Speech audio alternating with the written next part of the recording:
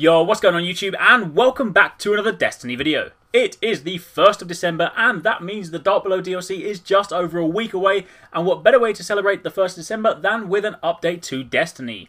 Today there is a big update that dropped for Destiny, and I don't mean big in file size, but I do mean big in changes. And I'm going to run you through in this video all the different changes that came in this update. There are the long-awaited changes for the exotic weapons, there are some changes to vendors, and there are also some exciting changes that have been put in place to set the foundations for the Dark Below. In fact, let me take an extract from Bungie's actual blog post that describes this better for you.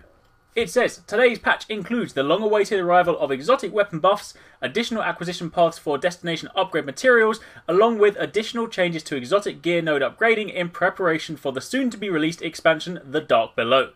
So, I'm going to talk you through one by one all the different exotic weapon changes, but I'm going to do that afterwards. What I want to do first is jump into the tower and show you some of the changes to the vendors. Now, the first one of these changes is a really welcome one. I have recently been leveling another hunter in preparation for the Dark Below, and with that comes a whole new set of gear, and with that comes a whole set of new upgrades, and with that comes a whole new set of materials that I need to gather. Materials such as Ascendant Shards, Ascendant Energy, Relic Iron, all that good stuff like that, but the main one being Relic Iron. I needed a ridiculous amount. This weekend I calculated I needed a total of 208 Relic Iron. So now one of the cool things is that destination specific materials such as Relic Iron, Spirit Bloom, Spin Metal and Helium Filaments can actually be bought from the Vanguard and Crucible Quartermasters in the tower. So if I go and speak to the Vanguard guy over here, you will see that if I scroll all the way down, he sells Spin Metal, Relic Iron, Helium Filaments and Spirit Bloom, all for 10 Vanguard marks each. For a measly 10, I can get 20 materials. So I need a crap load of Relic Iron, so why don't I just go and buy a stack of it now? So you can see, there we go, for a measly 30 Vanguard points, I have now got 60 Relic Iron. That is going to go down really nicely with my next hunter. But there's more. While you can still go and gather them in the open world, and you can now buy them from the Vanguard Quartermaster, you can also get them from a couple of other ways. You know those bounties you do every day where you go to the planet and you complete 6 patrol missions and then you get nothing in return apart from, say, Vanguard experience? Well, that's about to change. When you complete the planet-specific patrol bounty, you will also get destination materials as a reward. So if I go to Mars, complete 6 patrol missions, then when I complete that bounty, I will also get Relic Iron as a reward. And in addition to that, when you complete the daily heroic mission, there is also a chance that destination-specific materials will also drop as a reward. So there are now more ways to get these materials. You can gather them as you've always been able to, you can buy them from your Vanguard Quartermaster, you can get them as rewards for completing the bounty, or you can get them as rewards for completing the heroic. So hopefully gathering materials shouldn't be such a grind anymore. Next up, on the topic of upgrading and kind of buying materials for upgrades, I now want to talk about exotic items. More specifically, the way in which you upgrade them. Up until now, you'll know that when you go to upgrade either an exotic or a legendary piece of gear, when you get to the end of the tree, typically you see, for example, you go across here, you get to the last 3 sections and you need to spend Ascendant Shards or Ascendant Energy if you're doing a weapon. However, now, for exotics, that's about to change. For legendaries, it will still remain the same. You will still be using Ascendant Shards and Ascendant Energy to upgrade those particular items, but for exotics, that changes. So let me bring up, for example, the young Ahamkara's Spine, which I'm currently leveling up. If I now go to the end, you'll see that if I go to the first node, it now requires Glimmer and Helium Filaments, but does not require the usual Ascendant Shard.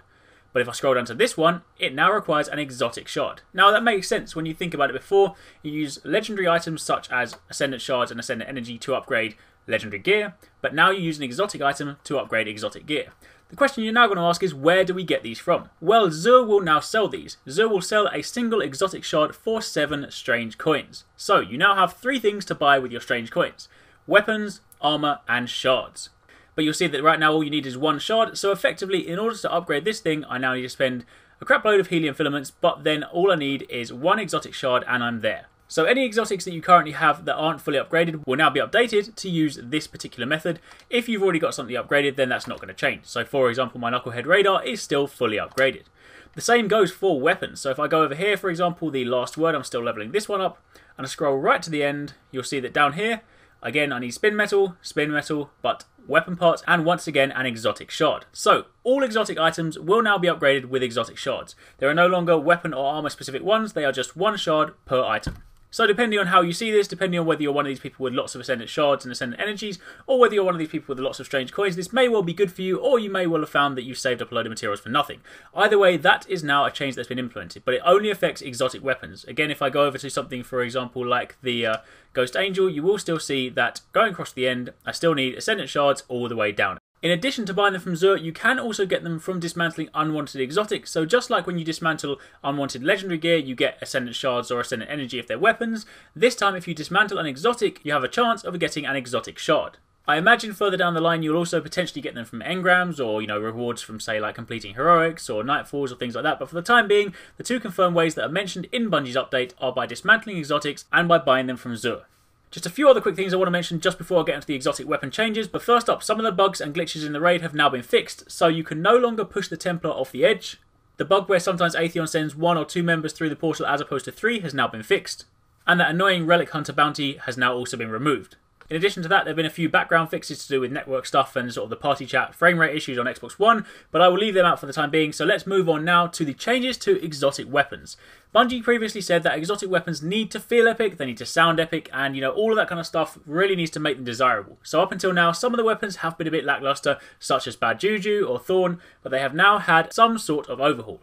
So kicking off with Thorn, projectiles will now briefly highlight targets on impact. Marco the Devourer, which is the damage over time upgrade, has had its damage increased against PvE enemy targets. Reload speed has been increased, magazine size has been increased, ammo inventory size has been increased, and the stability and weapon handling has also been increased. Bad Juju, the magazine size has increased to 8 bursts, whereas it was 5. Ammo inventory size has increased. String of Curses now also decreases the cooldown on your super on kill, and it's also adjusted the effects so that they don't block your first person reticle. Hard Light has had its stability increased, and the Perfect Balance upgrade has been replaced by Fitted Stock, which increases the maximum possible weapon stability. Hopefully that makes it slightly more viable now. Suros Regime has had the total damage at the end of the Suros Regime upgrade lowered to be more in line with the Glass Half Full perk on legendary auto rifles.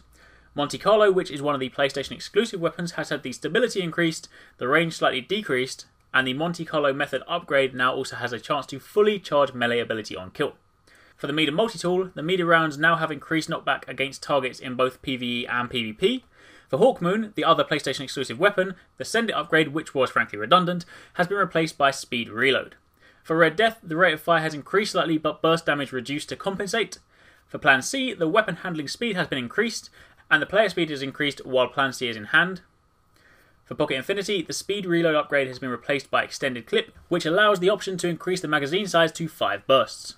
The Vex Mythoclast has now had its attack power increased to 323 from 300.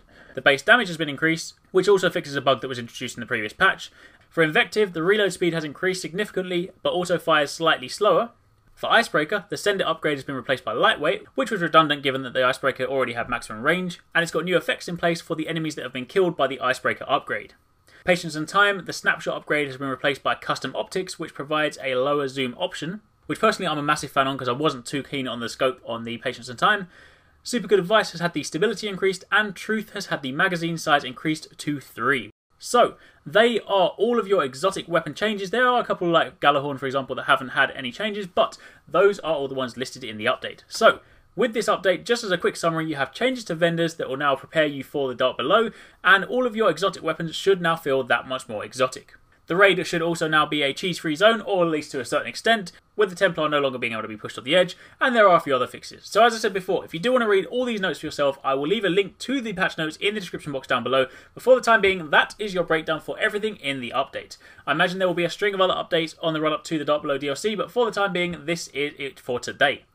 Hopefully you found this helpful, hopefully you enjoyed it, and if you did, don't forget to give it a thumbs up, hit the like button, show your support, it does really help me out, and obviously don't forget to subscribe for daily gaming videos. Drop a comment down below and let me know what you think of all these updates. Are you pleased with all the exotic weapon changes, and what do you think about the new exotic upgrade mechanic? Thanks again for watching, take it easy, catch you next time, peace out.